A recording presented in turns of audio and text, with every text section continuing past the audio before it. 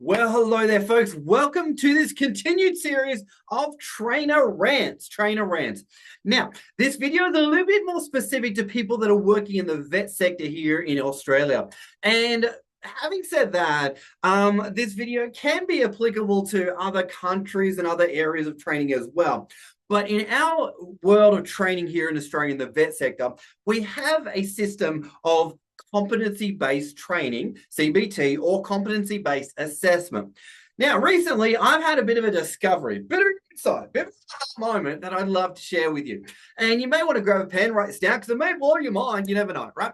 But here's the thing, folks. I have discovered that competent doesn't equal good.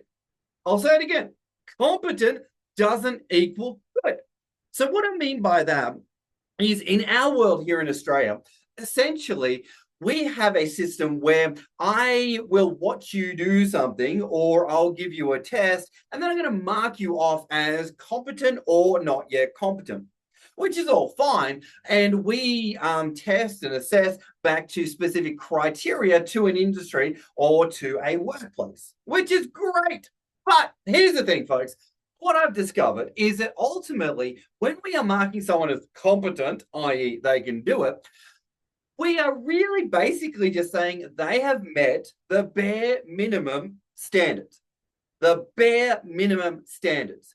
We have not actually deemed them as good at the task. We have just deemed that they can do the task, right? So my insight, my discovery, my trainer rant is ultimately, as an employer or anyone that deals with anyone that's got competent next to their name, we need to remind ourselves, just because they've done it, just because they can do it, they were able to do it at, I'm going to get shot for this, hopefully not, the bare minimum standards. Now, how do we get good at something? Well, we get good at something by doing it multiple times. And we do it, we get feedback, we improve, we do it again, we get feedback. But here's the thing, folks, unless somebody's actually done the thing, doing the thing, regularly doing the thing, they probably aren't good at the thing. So what I mean by this is people may have been trained in a thing, but they've never actually continued doing the thing, right? So they may have a certificate, but unless they've actually done the thing multiple times back in their workplace, well, can you really say they're good at the thing, right? Now, I just really wanted to bring this to light because I see a lot of people out there in the marketplace with great certificates. Yeah, I've got a certificate. And I've got a certificate XYZ, and I am competent in an XYZ thing. But am I really good at it?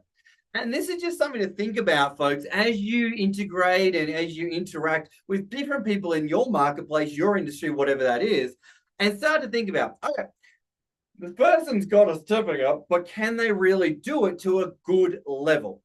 And I would postulate that the certificate will say that somebody can do it to the bare minimum standards. Then when they can do it over time, they get to the good.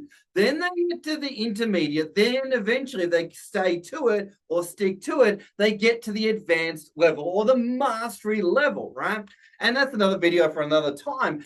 But I really wanted to do a trainer rant on good and competent are not the same. Competent doesn't equal good performance, right?